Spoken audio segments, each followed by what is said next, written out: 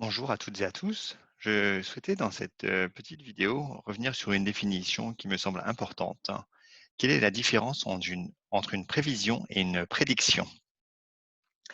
Pour beaucoup, prévision, prédiction, ça ressemble un petit peu à ce que pourrait nous dire Madame Irma. C'est quelque chose d'improbable, qu'on ne sait pas faire d'un point de vue mathématique, d'un point de vue statistique. Voici une définition de la prévision et de la prédiction.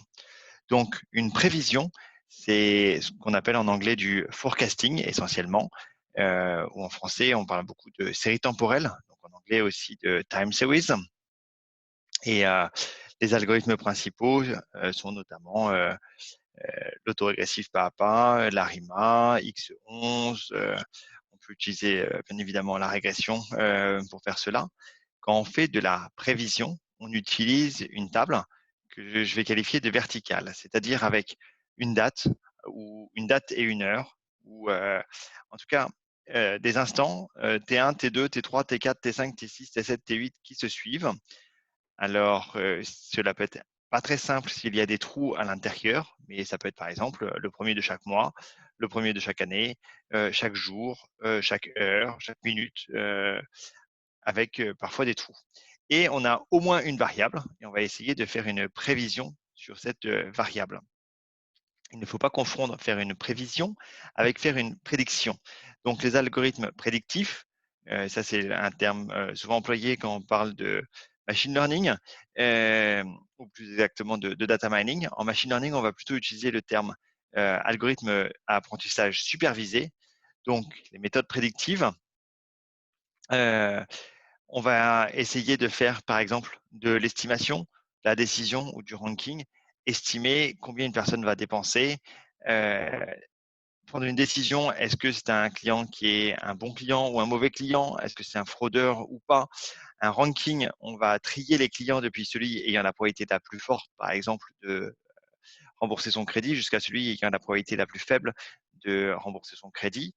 Et dans le cadre de la banque, maintenant, c'est relativement facile d'en parler, dans le sens où il y a une pédagogie sur les rankings des agences de notation. Triple A, ce sont les très bons clients. Double A, les bons clients. A, les toujours bons clients. Triple B, c'est un peu moins bon. Puis B, euh, triple B, B, double B, B, C, D, E, F. Là, on arrive sur les très mauvais clients. Et donc, si vous êtes triple A, eh bien, on va vous prêter très facilement, alors que plus vous descendez dans ce ranking, dans cet ordonnancement des clients, eh bien, plus on va demander des garanties, plus les taux d'intérêt peuvent être élevés, etc. Et donc, pour faire des modèles prédictifs de l'apprentissage supervisé, on utilise notamment les régressions. Alors, il y a plein de régressions, la régression linéaire, logistique, avec des pénalités, LARS, lasso, adaptative lasso, avec sélection de variables, forward, backward, stepwise, et j'en passe, il y en a beaucoup d'autres. Les arbres de décision, il y en a énormément. Et si on prend plein d'arbres, cela peut faire des forêts, des gradient boosting, qui sont composés de plein d'arbres. Des arbres, il y a différents algorithmes en fonction du type de variable et puis en fonction du test statistique qu'on va utiliser, en fonction de plein de paramètres. Le gradient boosting est une méthode aussi qui marche très très bien. Il peut aussi y avoir des réseaux de neurones simples ou plus compliqués. Il peut y avoir des réseaux bayésiens. On peut aussi utiliser des supports vecteurs machines, SVM ou séparateurs à vaste marge et encore plein d'autres méthodes de prédiction, donc d'apprentissage supervisé. Pour toutes ces méthodes de prédiction, eh bien, on a une table avec n variables explicatives, au moins une, mais si c'est sur le client, ça peut être son âge, son sexe, son ancienneté, sa récence, sa fréquence, etc. Et une variable à expliquer à chaque fois. La variable à expliquer peut être combien il a dépensé, est-ce qu'il a acheté ou pas, est-ce que c'est un fraudeur, par exemple. Donc, c'est une table que je vais qualifier d'horizontale. Euh, en fonction de toutes mes variables explicatives d'entrée, mes variables input, je vais ou pas avoir une variable à expliquer, une variable cible, une variable target. C'est deux méthodes différentes.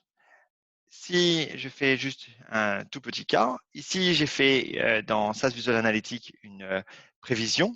Et donc sur une prévision, on va essayer de regarder à un instant T qu'est-ce qui s'est passé par rapport à T-1, T-2, T-3, T-4, T-5, T-6, T-7, T-8.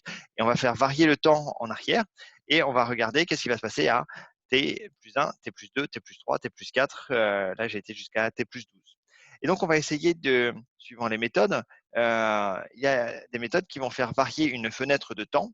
Et là, on peut remarquer que eh bien, presque tous les ans, il y a un pic à Noël assez important. Et donc là, on peut supposer que par rapport au 1er janvier à T plus 12, il y aura encore un pic sur Noël prochain.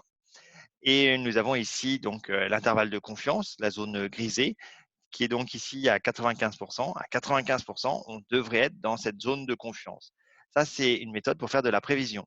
Donc, ça peut être ici le chiffre d'affaires par mois, ça peut être le chiffre d'affaires par semaine, par jour, ça dépend de la finesse que l'on souhaite. Ça peut être, si on fait les températures avec des méthodes simples, eh bien, c'est pas trop compliqué de prévoir à un jour, mais si vous essayez de prévoir à plusieurs jours, là, vous risquez d'avoir une zone de confiance très, très, très, très large et beaucoup d'incertitudes sur le sujet.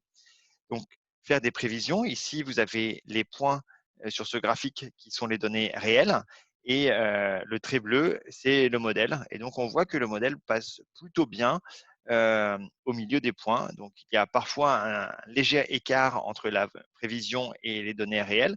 À chaque fois, si on fait bouger un petit peu en décalant la fenêtre de temps, ça, c'est faire de la prévision. C'est une façon de penser, faire de la prévision qui n'a absolument rien à voir avec faire de la prédiction. Donc ici, j'ai pris une autre table avec, j'ai fait par exemple un arbre de décision, un réseau de neurones, un gradient boosting, une régression logistique. J'aurais pu utiliser un réseau bayésien ou un SVM par exemple. Mais tous ces modèles, il y a une variable à expliquer. Donc une variable cible, la réponse ici, est-ce que le client a acheté ou pas suite à la promotion? Donc cette réponse est dans un futur que l'on connaît par rapport aux autres, donc mes variables d'entrée qui sont dans le passé.